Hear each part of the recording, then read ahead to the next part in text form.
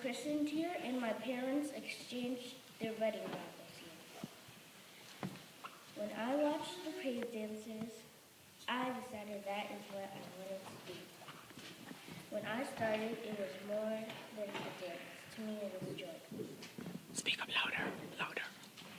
Then I started step with Miss Dara. Miss Dara and Miss Nicole showed me how to work in a team.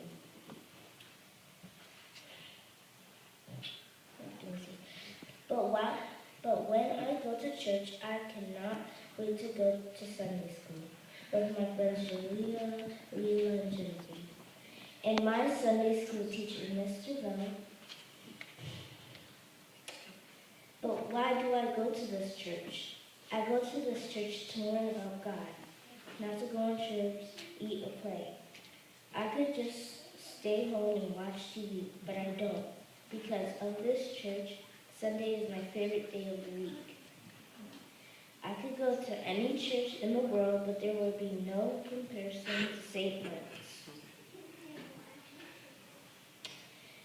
So that is how St. Mark's is special to me and why I come here.